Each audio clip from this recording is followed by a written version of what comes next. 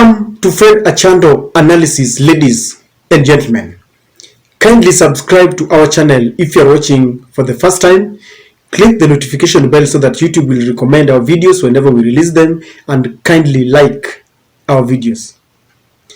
Raila Odinga has turned an office that he was given to silence him, and is using that office to emancipate Africa.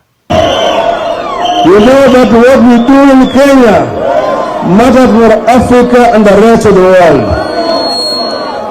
There will be no reason for citizens of any country to participate in elections only for them to be stolen by domestic cartels in cahoots with their foreign companies and masters.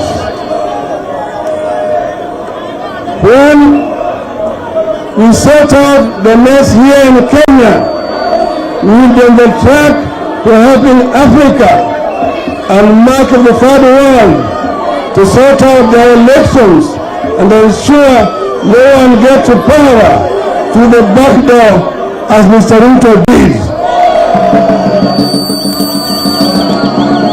If it is going to take the resilience of the people in Kenya to help Africa sort out its elections problems, I am ready to lead that process. The older regime must go. Mnaona sasa Kenya imepata mwelekeo mpya.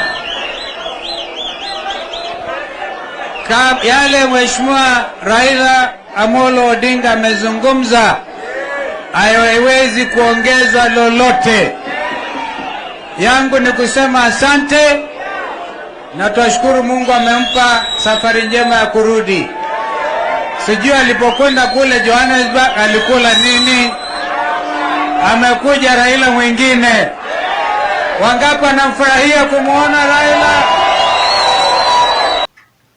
In 2017, when Raila lost elections, quote in quotes, for reasons that I don't want to mention, Uhuru Kenyatta quickly extended an olive branch and they shook hands and forever became friends because Uhuru wanted them to work together for the sake of peace. And the international community hurriedly gave Raila a position in the name of African Union High Representative for Infrastructure. This position had never been there before.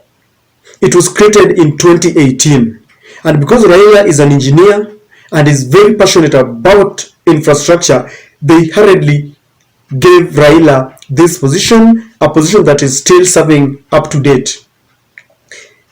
I'm one person who reads mischief in anything that is done by the West, because they knew very well in 2017 they had been cornered. They have never been cornered like it happened in 2017.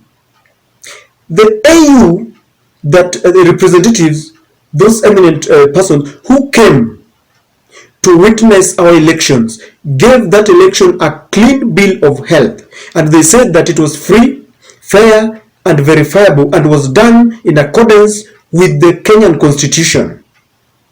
Then when the former Chief Justice, David Emeritus Maraga, came up with that ruling that shocked the whole world, when he declared that elections were nullified because election is a process and the process was never free, was never fair, was never verifiable. The head of the EU observers apologized to Raila Amolo Odinga because it came from the highest court of the land. It took the courage and the charisma of one man who could not be intimidated, David Maraga. And so they had to give Raila a position very fast to pacify him because they knew very well they had been cornered. Now, this position, in as much as it was appointed by Africans themselves, there was a lot of influence from the West because Raila was going to be the link between Africa and the international community when it comes to infrastructure. But ever since Raila was given this position, it has been given the position has not been used well. Anytime there is a bigger or an event that is taking place and they know very well that Raila would interfere in one way or the other in the country, they will invite him and they tell him that we are inviting you in your capacity as the AU High Representative for Infrastructure. Last time when he wanted to organize for a parallel Jamhuri rally in Jacaranda, they hurriedly invited him to Washington, D.C. So this position, if you ask me, was meant to silence Raila Odinga. But recently, when Raila landed into the country from South Africa, he was a different man. Because in Jacaranda, Raila made some statements that we don't seem to be looking at.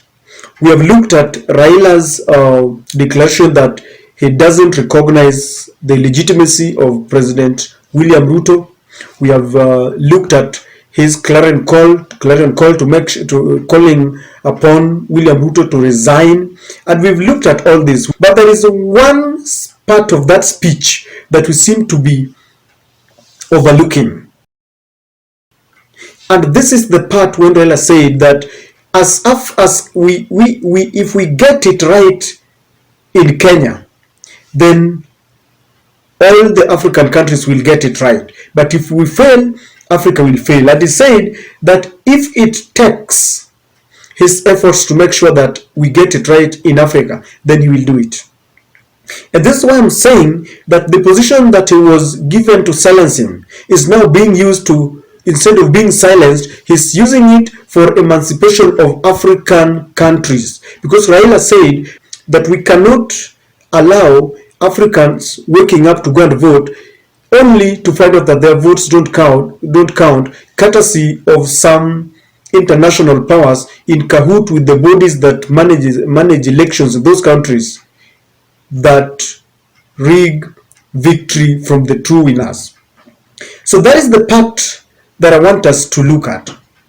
Because Raila Odinga, before he jetted out to South Africa, he had just met Jane Marriott, who is the UK High Commission to Kenya, and had thought that maybe they were meeting because William Ruto was to visit Nyanza, and Raila was requested to ensure that William Ruto enjoyed peace when he was in Nyanza. Because immediately after they met, Jane Marriott also met Rigathi Gachagua, who I think has been a stumbling block in anything that, because Jane Marriott and the ambassador, the US ambassador to Kenya, have always wanted a handshake between Raila and Ruto. They want to create an office for him. But if there is one person who has been a stumbling block, is Rigathi Gachagua. So I think they met Rigathi Gachagua also to silence him, so that as they go to Nyanza, they make peace.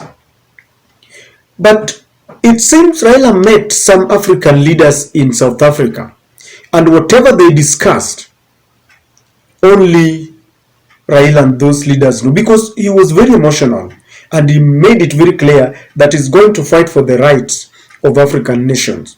So if Raila is being called and invited by the West to hold meetings in Africa and in other countries, yet instead of being silenced, he's going there to discuss how Africa can rise up, how they can expand the democratic space, how they can ensure that there is no interference in our elections. This is something that will not augur well with those people who put him in that position. And in fact, before you know it, they will replace him. I don't know the tenure of office. I don't know how long he has to work before he resigns or is removed. But I can assure you that the way he has started, where he wants to unite Africa and is talking about the democratic space, and is saying he will not. In fact, they would rather have him talking about it in Kenya rather than now going to spread the same gospel among the African countries. It is not going to work well. And this position, if you ask me, it was also meant to make just, like I said, to make him feel good after they took his victory in 2017. So that at least to forget that pain, because he's very passionate about things like infrastructure. He's an engineer. It was also meant to make him busy with the challenges that are facing Africa, so that he forgets the politics in the country, because Africa is facing a lot of challenges. So he will be traveling a lot, and when he travels back at home, he will leave the current president to be working. It was also meant to help anytime there is something that is happening in the country and they feel he can interfere, they will invite him very fast. So it was never meant to work well for him. So it seems Raila Odinga has decided to use this new office in a positive manner. He has decided that whenever he travels in one of the African, because he's got an opportunity with that position, he's got an office, I think, in every country. He can be accommodated in every country within Africa. So I think he has decided to be talking about democracy and the rights of the people, and he wants to use Ruto as an example. That is why he maintains that they must get their victory right, so that the other countries can also see that democracy can be achieved in our country. Because the democracy that is described in Africa is not the real democracy that we have ever seen. It has got, in fact, its meaning in Africa is very different from the real meaning of democracy. I don't think whether there is a country in Africa that that practices democracy. And in fact, even in fact, the world as a whole, they say that there is no absolute democracy. But hii yetu, leave alone absolute, hakuna hata hiyo partial democracy hii in Africa, and especially in Kenya. So moving forward, I don't know whether they will allow Raila to be in that position, because it seems that he came back with a different vigor to ensure that he uses his position to emancipate the downtrodden, the Africans who are still struggling with their electoral rights, with the human rights, with every kind of rights. And I think it's next week, Raila is going to give a speech. He's traveling to Nigeria to give a speech on democracy. So this office, ladies and gentlemen, I don't think they're going to maintain Raila in that position. What do you think about this new office? Do you think Raila is using it rightly? Do you think he's using it the way it should be? Because personally, I think this new move is the way to go. Use that office to ensure that you eliminate these bad electoral malpractices. Make sure that you highlight the messes that are happening within the corridors where we cannot reach. When you go there, expose them so that we understand. And that will be the best way you can use this position. And ladies and gentlemen, that is my take.